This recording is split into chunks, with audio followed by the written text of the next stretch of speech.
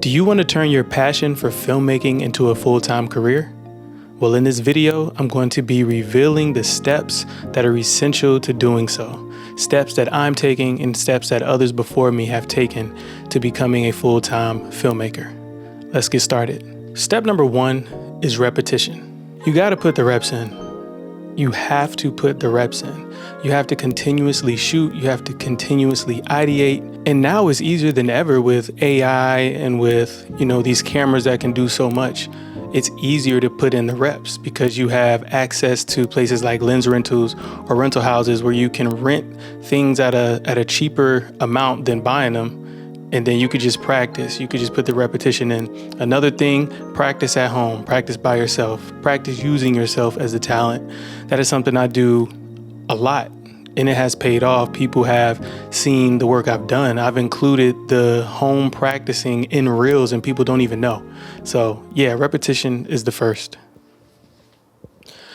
Do you like how this was colored? Let me know in the comments. This was colored using Dehancer. And I have a promo code down in the description, CineSam, if you want to get a percentage off of your purchase. And you can purchase anything from Dehancer. You don't have to purchase the full thing. You can purchase little things like film grain, halation, bloom, print. You don't have to buy the whole package. So yes, y'all go ahead and check it out and use the promo code down in the description. Now back to the video. Second is envisioning. So you have to envision what you want to do as a filmmaker. I know there were times before where I was just wanting to do anything and everything, but I didn't have like a vision for what I wanted to do. So, I had to sit down and realize, okay, what do I want to do? Do I want to do weddings? Do I want to do commercials? Do I want to do filmmaking? And I've come down to the conclusion that I want to do short films, feature films. So yes, you have to envision what you actually want to do. That way you'll know, what steps to take to get there, what steps to take in order to put yourself in a position to do the types of things you want to do. All right, here we go. Number 3 is networking.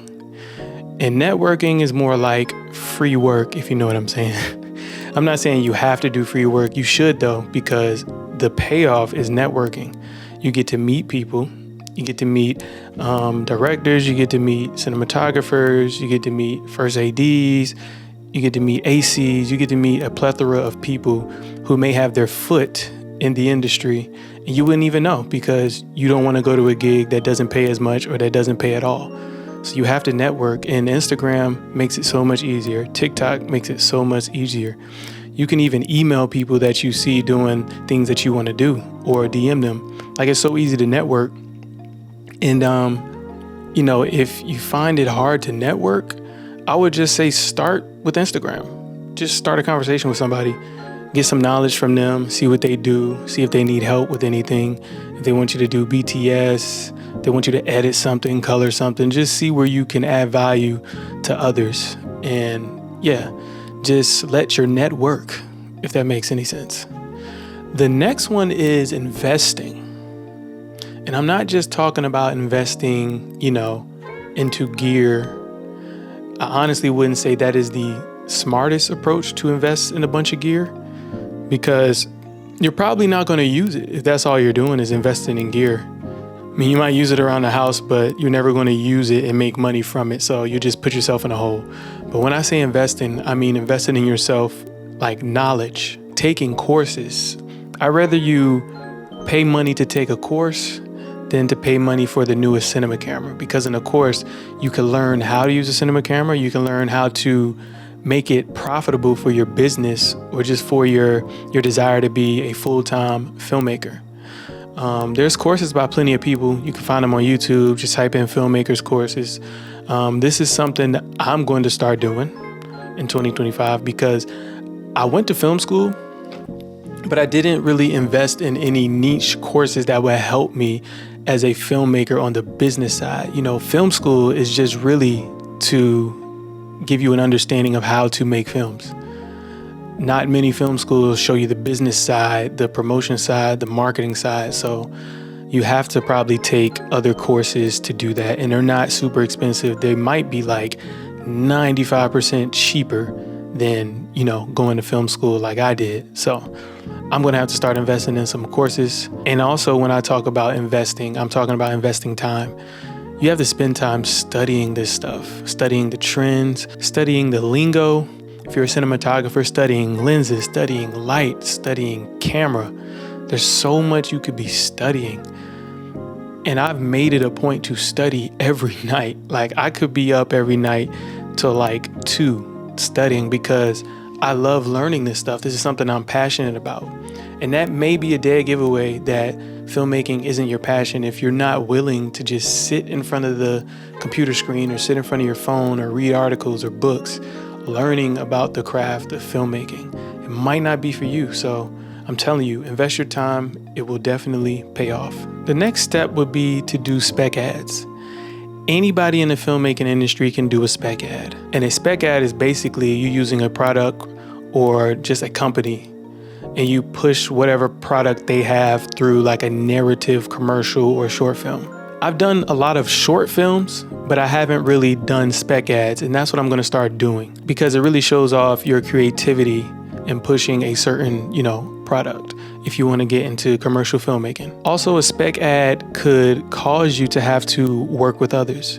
It can cause you to ask for help from friends, family to help you, film the spec ad. I know my wife, she would let me film her and, just do whatever I needed to do in order to create something. So if that's her just sitting there, if that's her just walking or talking, whatever it was, she was just like a big support for me in starting my filmmaking journey. And I'm pretty sure you all have someone who's in your corner who's rooting for you.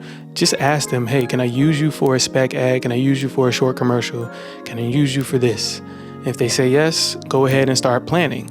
That's another thing about the spec ad. It pushes you to plan your shots. If you're a director, it teaches you to plan your story out, plan your storyboard, your mood board. It gets you in the rhythm of creation. So spec ads are great. And like I said, you're going to start seeing a lot more spec ads from me in 2025. And the last step today is you have to be okay with failure. Failure is not your enemy. What is your enemy is what you do after the failure. There have been plenty of projects I've done where just complete like poop, complete failure. Like, what was I doing? This is terrible. This is trash. And, in the past, that would deter me from even trying anything else again. And, that's not a good mindset to have because the more failures you have, the closer you are to success. Because you're trying things, you're stepping out of your comfort zone. You're seeing what didn't work, you're seeing what worked. And that just pushes you closer to the goal line of leaping into full-time filmmaking. So I will leave you with, be okay with the failure. Go ahead and try that project no matter how crazy it might seem. The goal is to succeed, right? No, the goal is to learn. The goal is to learn. When you go into projects with the goal being, I want to learn something, I want to become better, then first of all, the projects become more fun. Secondly, you learn more because you're already in that mindset. And thirdly, you start to look at failure a little different. It doesn't become your enemy, it becomes your friend. It becomes a catalyst to push you further into filmmaking. And I'll just add one more.